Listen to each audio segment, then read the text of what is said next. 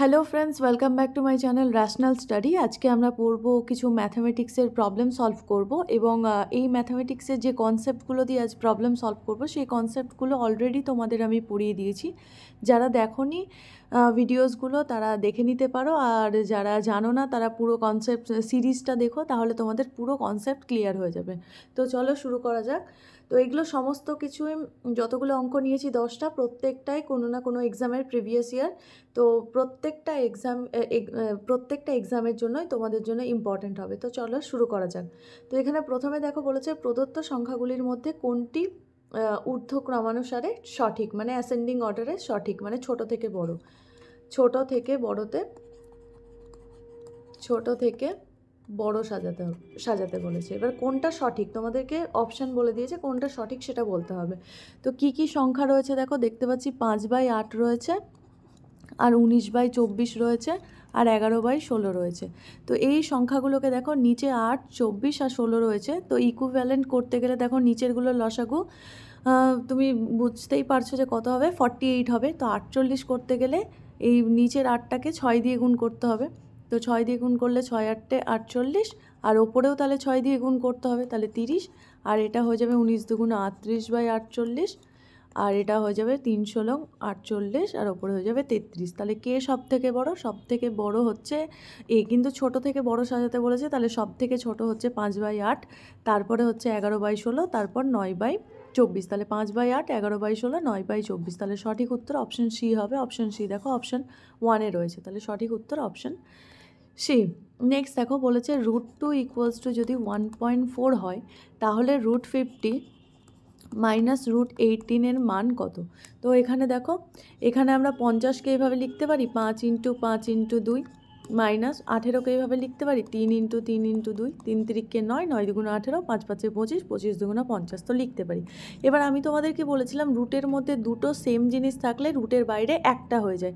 তো দুটো সেম 5 আছে, তো 5-এর জন্য একটা 5 বাইরে চলে এলো, আর 2টা এক্সট্রা একা পড়ে আছে বলে 2 ভেতরেই থাকলো, মাইনাস এখানে দেখো 3 দুটো আছে, তো 2 3-এর জন্য একটা 3 বাইরে চলে এলো, আর √2 ভেতরে পড়ে থাকলো। তো 5টা √2 থেকে যদি 3টে √2 বিয়োগ করি, তাহলে কটা √2 পড়ে থাকবে? 2টো √2 পড়ে থাকবে। এবার √2-র ভ্যালু তোমাকে কত বলে দিয়েছে? 1.4। তাহলে 2 × 1.4 মানে হয়ে যাবে 2.8। তাহলে সঠিক উত্তর হয়ে যাবে অপশন 2, 2.8। নেক্সট অঙ্ক দেখো, নিচের কোন সংখ্যার বর্গমূল একটি মূলদ সংখ্যা হবে? তো মূলদ সংখ্যা হবে, তার মানে এই যে সংখ্যাগুলোকে কি হতে হবে? পূর্ণবর্গ। পূর্ণবর্গ না হলে তার বর্গমূল মূলদ সংখ্যা হবেই না। যদি কোনো সংখ্যা পূর্ণবর্গ নয়, তাহলে তার মধ্যে একটা রুট থেকে যাবে, আর রুট থাকা মানে সংখ্যাটা অমূলদ হয়ে যাবে। তো মূলদ সংখ্যা হতে গেলে অবভিয়াসলি তোমার বর্গমূল, কোনো সংখ্যার বর্গমূল যদি মূলদ সংখ্যা হতে হয়, তাহলে অবভিয়াসলি সংখ্যাটাকে পূর্ণবর্গ সংখ্যা হতে হবে। এবার আমরা জানি যে কোনো পূর্ণবর্গ সংখ্যার শেষে, মানে এককের ঘরের অঙ্ক 8 হতে পারে না, 2ও হতে পারে না, এবং 3ও হতে পারে না। অবভিয়াসলি একটাই অপশান পড়ে থাকলো, অপশান 4।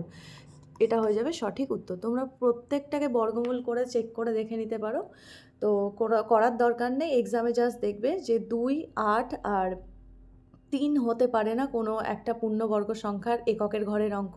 তো সঠিক উত্তর অপশান 4। নেক্সট অঙ্ক দেখো, এবার বলেছে দেখো 0.13 আর 241-এর মাথায় বার আছে, মানে এটা একটা পৌনঃপুনিকের অঙ্ক। আমি এই কনসেপ্টটাও তোমাদের শিখিয়ে দিয়েছি, যারা দেখোনি তারা পুরো সিরিজটা দেখতে পারো। WBP ম্যাথ সাকসেস ব্যাচ, বা নর্মালি ম্যাথ সাকসেস ব্যাচ লিখবে, সেটা পেয়ে যাবে। এখানে দেখো বলেছে 0.13241 মাথায় বার দেওয়া আছে, তার মানে আমি এটাকে লিখব 13241 পুরোটা লিখব, মাইনাস এই যে প্রথম থেকে যতগুলো সংখ্যা রয়েছে সবগুলো সংখ্যা বিয়োগ করব। কি কি রয়েছে? 013 বিয়োগ আর 13 বিয়োগ দুটোই একই, তো 013কে আমরা 13 লিখতে পারি, তাই 13 বিয়োগ করলাম। এবার নিচে যতগুলোর মাথায় বার রয়েছে ততগুলো নয়, কটা নয় করলাম? 3টে নয়। এবার দশমিকের পর যতগুলো সংখ্যা এক্সট্রা পড়ে রয়েছে ততগুলো শূন্য, তাহলে আনসার হয়ে গেল আমার 13,241 মাইনাস 13,241 মাইনাস 13/99900। তো বিয়োগ করলে কত হয়? বিয়োগ করলে দেখো 11 থেকে 3 বার দিলে 8, 11-র হাতের এক এখানে এলো, 4 থেকে 2 বার দিলে 2, আর এটা হয়ে গেল 2 3 1, বাই 99900।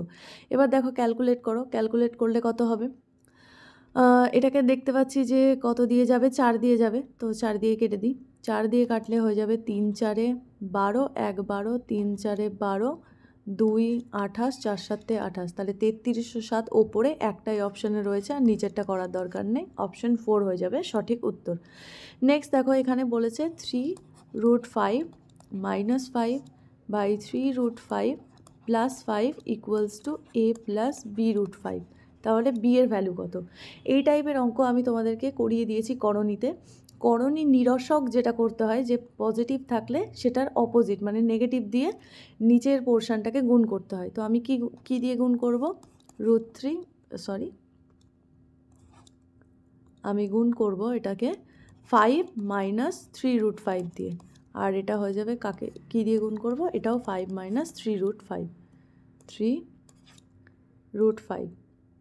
3√5 দিয়ে। এবার গুণ করলে কি হয়ে যাবে? গুণ করলে দেখো নিচের সংখ্যাটা হয়ে যাবে, আমি এটাকে ঘুরিয়েও লিখতে পারি, 5 + 3√5ও লিখতে পারি, তাহলে 5 স্কোয়ার, 5 স্কোয়ার মানে হচ্ছে 25, মাইনাস 3√5 স্কোয়ার হয়ে যাবে, তাহলে এই 3√5 স্কোয়ার করলে কত হয়? 3 3 9, 5 9 45, তাহলে হয়ে গেল 45। এবার নেক্সট দেখো ওপরে কি পড়ে থাকবে? ওপরে হচ্ছে এটা তোমার একই জিনিস, যদি আমি নেগেটিভ সাইনটাকে আমি কমন নিয়ে নিই তাহলে এটা আমার বর্গ হয়ে যাবে। তো এখানে ওপরে মাইনাস পড়ে থাকলো, আমি দেখো এখানে 3√5 - 5 তা স্কোয়ার করে দিলাম, আমি জাস্ট এই পোর্শনটা থেকে মাইনাস কমন নিলাম, তাহলে হয়ে গেল 3√5 - 5 হয়ে গেল। তো এই পোর্শনটা থেকে আমি মাইনাস জাস্ট কমন নিলাম, বা একেবারে তুমি 3√5 - 5 দিয়েও গুণ করতে পারতে, কোনো প্রবলেম ছিল না। তো এখানে দেখো মাইনাস একটা এক্সট্রা পড়ে থাকলো, আর স্কোয়ার করলে 3√5 স্কোয়ার হচ্ছে 45, মাইনাস হয়ে যাবে তোমার 3√5, আর এখানে হচ্ছে 5, তাহলে 3 5 15 2 30√5, আর এখানে হয়ে গেল মাইনাস প্লাস 5 5 25, আর নিচে পড়ে থাকলো 25 থেকে যদি 45 বিয়োগ করি -20, তো মাইনাস মাইনাস এমনিই ক্যান্সেল আউট হয়ে গেল। তো এখানে আলটিমেটলি যেটা পড়ে থাকবে সেটা হচ্ছে 45 আর 25 করলে হয়ে যাবে 70 - 30√5 বাই 20। এবার দেখো আমার তো ফার্স্ট পোর্শনটা ছিল কি? ফার্স্ট পোর্শনটা ছিল a প্লাস b√5, তো এখানে দেখো এটাকে লিখতে পারি 70/20 - 30/20√5। তাহলে কম্পেয়ার যদি a প্লাস b√5 সঙ্গে যদি কম্পেয়ার করো, তাহলে √5 ক্যান্সেল আউট হয়ে যাবে, b এর ভ্যালু হয়ে যাবে -30/20, 0 0 কেটে গেল, তাহলে -3/2, তাহলে সঠিক উত্তর হয়ে যাবে অপশন 4 -3/2। নেক্সট অঙ্ক দেখো, নেক্সট বলেছে নিচের কোনটি মূলদ সংখ্যা নয়? মূলদ সংখ্যা নয় মানে হচ্ছে কোনটা অমূলদ সংখ্যা, অমূলদ বের করতে চেয়েছে। আর অমূলদ সংখ্যা কোনগুলো হয়? যেগুলোর মধ্যে √ওভার থাকে সেগুলো অমূলদ সংখ্যা হয়। এবার দেখো ফার্স্টেরটাই রয়েছে √over 3 square plus 4 square, 3 square plus 4 স্কোয়ারকে যদি করো তাহলে আনসার হয়ে যাবে 5, করে দেখতে পারো, 3 3 9, 4 4 16, 9 আর 16 25, √ওভার 25 মানে হচ্ছে 5। আর এবার দেখো √ওভার 12.69 আছে, আর √ওভার 125 আছে, আর √ওভার 900 আছে। দেখো 125কে এটাকে করলে 30 হবে, 125কে করলে আমি পেয়ে যাব 125 মানে 3 বার 5-এর গুণ, মানে দুটো 5-এর জন্য একটা 5 আর একটা √5, তার মানে এটার মধ্যে একটা রুট থেকে যাচ্ছে, তাহলে আনসার হয়ে যাবে 125 মূলদ নয়। এটা আর করার দরকার নেই, এটা 3.6 হবে, আনসার করতেও পারো, এটা করার আর এক্সট্রা করে দরকার নেই। যখনই আমি এই পোর্শনটা দেখলাম তখনই বুঝে গেলাম যে এর মধ্যে একটা রুট অবশিষ্ট থেকে যাচ্ছে, মানে এই সংখ্যাটা মূলদ সংখ্যা হবে না। নেক্সট দেখো বলেছে 0.654 মাথায় বার আছে, আবার পৌনপণিকের অঙ্ক, তো 0.0654 মাথায় 54 মাথায় বার, তো কী লিখবো? 654 মাইনাস যতগুলো সংখ্যা আছে পৌনপণিক ছাড়া মানে বার ছাড়া ততগুলো বিয়োগ, তাহলে 0 0 6 বিয়োগ করা, 6 বিয়োগ করা একই ব্যাপার। আর কি বলেছিলাম? যতগুলো সংখ্যার মাথায় বার আছে নিচে ততগুলো নয়, আর দশমিকের পর যতগুলো সংখ্যার মাথায় বার নেই এক্সট্রা সংখ্যা ততগুলো 0। তো বিয়োগ করলে কত হয়ে যাবে? এখানে দেখতে পাচ্ছি বিয়োগ করলে হয়ে যাবে তোমার 14 থেকে 6 বার দিলে 8, 14 হাতের এক এখানে এলো 4, 6 4 8, আর নিচে হয়ে গেল 9900। এবার দেখো ক্যালকুলেট যদি করি তাহলে ওপরের সংখ্যাটাকে 8 আর 4 12, আর 6 হচ্ছে 18, 18 মানে 9 দিয়ে ভাগ যায়, নিচেরটাকেও 9 দিয়ে ভাগ যায়। তো 9 দিয়ে ভাগ করলে 7 নং 63, আর 9 দুগুণ 18, 9 দিয়ে ভাগ করলে 1100। এবার দেখো এটাকেও 4 দিয়ে ভাগ যাবে, এটাকেও 4 দিয়ে ভাগ যাবে, 4 দিয়ে করলে 4 18, আর এটাকে 4 দিয়ে করলে 4 দুগুণ 8, 3 30, 4 7 28, 2 2 20, 28, 2 20, আর 4 5 20। তো আনসার হয়ে যাবে 18/275। তাহলে সঠিক উত্তর হয়ে যাবে অপশান এ 18/275। নেক্সট অঙ্ক দেখো, বলেছে নিম্নলিখিত সংখ্যাগুলির মধ্যে কোনটি মূলদ সংখ্যা। এবার হচ্ছে নিম্নলিখিত সংখ্যা কোনটি 5 এবং √7 মধ্যে মূলদ সংখ্যা। তাহলে এখানে যদি √5 থাকে আর এখানে যদি √7 থাকে, তাহলে এর মাঝে একটা মূলদ সংখ্যা বলতে হবে। তো √5 হচ্ছে 2-এর থেকে বড়, মানে গ্রেটার দ্যান 2, আর √3 হচ্ছে 3-এর থেকে ছোট, মানে লেস দ্যান 3। মানে আমাকে সংখ্যা খুঁজতে হবে 2 আর 3-এর মধ্যে একটা সংখ্যা।